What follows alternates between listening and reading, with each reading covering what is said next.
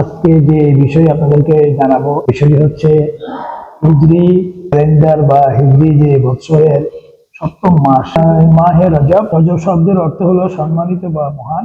এটি আরবি শব্দ এবং ইসলামী পরিভাষায় এটি একটি পবিত্র মাসের নাম, যা হিজরি বর্ষের সপ্তম মাস। এর পরের মাস হচ্ছে শাবান, এর তারপরের মাস হচ্ছে রমজান।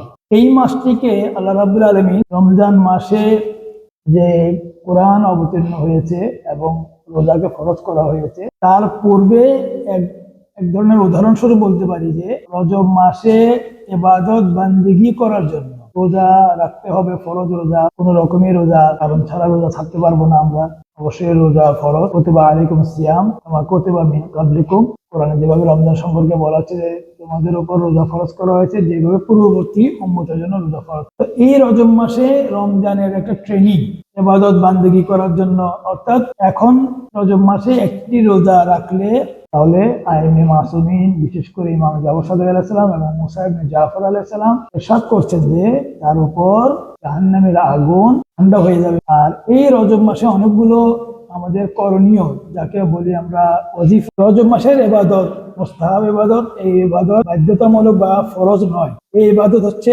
আল্লাহ রাব্বুল আলামিনের সাথে তার বান্দার যে ভালোবাসা, মহব্বত এবং সম্পর্ক ডেভেলপমেন্ট করা, মানে উন্নয়ন, তার উন্নয়ন, আধ্যাত্মিক এবং স্পিরিচুয়াল উন্নয়নের জন্য আল্লাহ তাআলা রজব মাসের বিভিন্ন যে ইবাদত জিকির, আমরা প্রতিদিন 100 বার যদি আমরা আস্তাগফিরুল্লাহ আল্লাযী লা ইলাহা ইল্লা হুয়া ওয়াহদাহু লা শারীকা লাহু ওয়া আতুবু ইলাইহি, এটা আমরা পড়তে পারি। 70 বার আস্তাগফিরুল্লাহ ওয়া আতুবু ইলাইহি পড়তে পারি।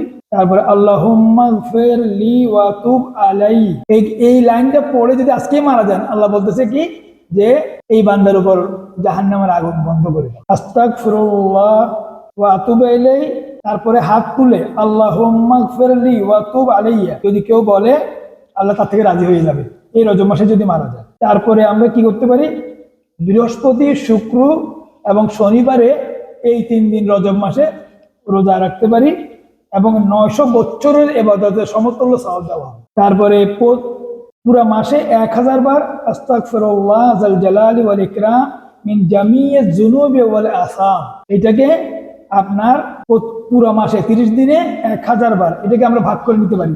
তারপরে প্রতিদিন 100 বার সুবহানাল্লাহিল জালিল, সুবহানা মান লা ইয়ানবাগি তাসবিহ ইল্লা লাহু, সুবহানাল আইজ্জাল আকরাম, সুবহানা মান লাইসাল ইজ্জা ওয়া লাহু আহল, এটা 100 বার ডেইলি পড়ার জন্য বলা হচ্ছে। আবার প্রতি রাত্রি 1000 বার লা ইলাহা ইল্লাল্লাহ জিকির করতে বলা। আর প্রতি শুক্রবারে সূরা তাওহীদ মানে সূরা কুল ওয়াল্লাহ যদি আমরা তেলাওয়াত করি, আপনার কিয়ামত নূরে পরিবর্তন হয়ে যাবে। আসসালামু আলাইকুম।